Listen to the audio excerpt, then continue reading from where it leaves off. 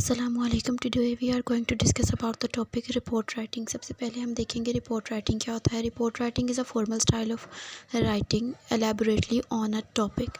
Report writing का मतलब किसी भी मौजू पर तफसील से लिखने का एक रस्मी अंदाज़। सिंपली बात करें तो रिपोर्ट राइटिंग एक टेंजिबल आउटपुट होता है जिसे हम देख सकते हैं, छू सकते हैं। ये हार्ड कॉपी में होता है। ये एक रिटन डॉक्यूमेंट होता है जो कम्युनिकेट करता है रिसर्च की फाइंडिंग्स को। रिसर्च की फाइंडिंग्स का मतलब है रिसर्च करके जो भी हमें रिज़ल्ट्स मिले हैं, ये इसके बारे में एक रिपोर्ट तैयार करता है। ये रिसर्च प्रोसेस का लास्ट स्टेज होता है। ये एक ऐसा डिस्क्रिप्शन है रिसर्च का जिससे पता चलता है कि रिसर्च के टाइम पर क्या क्या चीज़ें की गई हैं। इसे हम रिसर्च रिपोर्ट कहते हैं। एंड देन है स्टेप्स ऑफ रिपोर्ट राइटिंग, जिसमें सबसे पहले है डिफ़ाइन द प्रॉब्लम। इसमें सबसे पहले प्रॉब्लम को डिफ़ाइन किया जाता है। Then gather the necessary information, फिर ज़रूरी इन्फॉर्मेशन को इकट्ठा किया जाता है। इसके बाद एनालाइज द इन्फॉर्मेशन को एनालाइज़ किया जाता है कि ये इन्फॉर्मेशन रिसर्च के पर्पसेस को पूरा कर रही है या नहीं। फिर ऑर्गेनाइज द इन्फॉर्मेशन, फिर हम सारी इन्फॉर्मेशन जो हमने कलेक्ट की है उन्हें एनालाइज़ करने के बाद हम ऑर्गेनाइज़ करते हैं। फिर उसके बाद एक रिपोर्ट तैयार की जाती है। देन रिपोर्ट राइट की जाती है। इसके बाद आता है राइटिंग प्रोसेस। राइटिंग प्रोसेस में सबसे पहले है प्री राइटिंग। इसमें आप लिखने से पहले एक फ्रेमवर्क तैयार करते हैं। आप एक आउटलाइन बनाते हैं कि पहले क्या क्या चीज़ें आएंगी, क्या क्या चीज़ ऐड की जाएगी, इसमें पहले क्या होगा, बाद में क्या होगा। एंड सेकंड है ड्राफ्टिंग। इसमें रिसर्चर बैठता है, एक राइट डाउन करता है एक रिपोर्ट को रफली, जिसमें वो देखता है कि इसने क्या डाटा लिया है, इसमें क्या क्या लिमिटेशंस ऐड होंगी, इसमें क्या क्या टेक्निक्स यूज़ होंगी। इसमें एक रफली एक रफ़ ड्राफ्ट तैयार किया जाता है, एक रफ़ रिपोर्ट बनाई जाती है। एंड देन है रिवीजन। रिवीजन तीसरा स्टेप है जिसमें रीराइट किया जाता है, फाइनल पॉलिश दिया जाता है रफ़ ड्राफ्ट को रीराइट करना है, रिवाइज़ करना है, फिनिशिंग देनी है। इसमें सारी चीज़ों को फिर से चेक किया जाता है, रिवाइज़ किया जाता है कि क्या ये चीज़ें ठीक हैं, इसमें कुछ ऐड करने की ज़रूरत है या नहीं।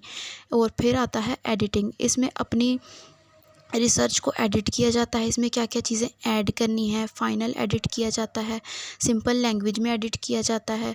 इसमें लिस्ट ऑफ सब्जेक्ट लिखी जाती हैं। एंड देन है पब्लिशिंग। सबसे एंड पे सारी चीज़ें, ये सारे स्टेप्स को फॉलो करने के बाद सबसे एंड में आता है पब्लिशिंग। इसमें क्लियर और फाइनल रिपोर्ट लिखने के बाद, सिंपल लैंग्वेज में लिखने के बाद इसको पब्लिश किया जाता है। और फिर आता है format of report writing. Format of report writing में सबसे पहले है फॉर्मेट ऑफ आ रिपोर्ट। इसका मतलब है कि रिपोर्ट का फॉर्मेट, मतलब इसका लेआउट कैसा हो। हम रिपोर्ट तैयार करने के लिए इसका फ्रेमवर्क बनाते हैं, वो कैसा होना चाहिए। फिर इसके बाद आता है टाइटल पेज। इसमें सबसे पहले टाइटल पेज, जिसमें हेडिंग्स होती हैं, टाइटल्स होते हैं कि ये किसने बनाया, इस किसके अंडर बनाया, और हेडिंग्स दी जाती हैं। इसमें सारी टाइटल्स होते हैं, लिखे होते हैं। इसके बाद आता है एक्नॉलेजमेंट। इसमें उन लोगों को थैंक्स बोला जाता है जिन्होंने आपकी रिसर्च में हेल्प की होती है, जिन्होंने रिसर्च कंडक्ट करने में हेल्प की होती है। और फिर है टेबल ऑफ कंटेंट।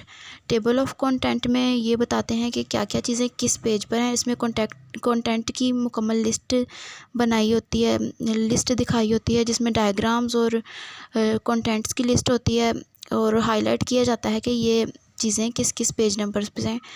और फिर सबसे एंड में आता है एब्स्ट्रैक्ट यानी समरी।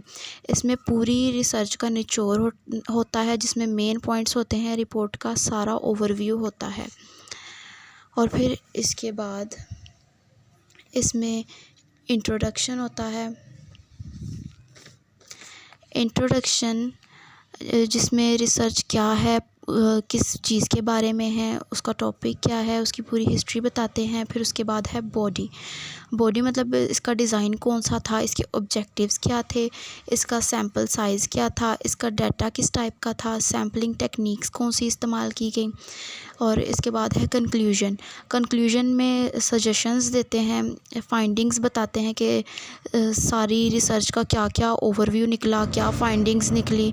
सबसे आखिर में आता है सबसे आखिर में आता है रेफरेंस।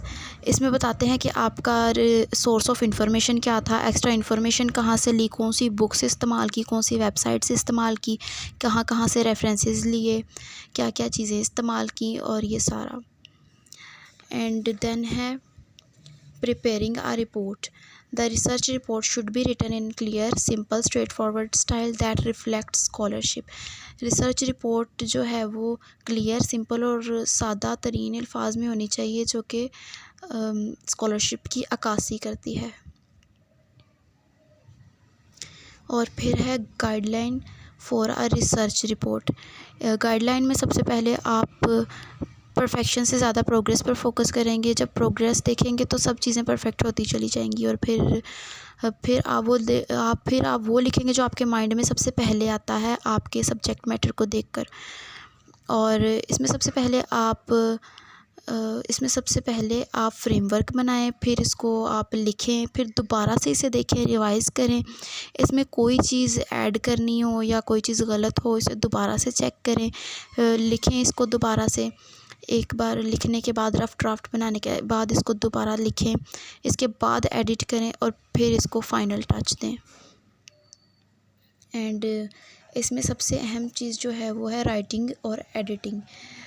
इसमें राइटिंग के लिए लैंग्वेज सिंपल होनी चाहिए, क्लियर होनी चाहिए, स्ट्रेट फॉरवर्ड होनी चाहिए। एडिटिंग में इसके सबसे पहले ज़रूरी है कि इसका फ्रेमवर्क अच्छा हो, और फॉर्मेट अच्छा हो, और ग्रामर का यूज़ अच्छा हो, सिंटैक्स अच्छा हो, और पंक्चुएशन ऑफ ग्रामर हो। एंड इसमें सारी चीज़ें परफेक्ट हों, ये देखा जाता है। Thank you.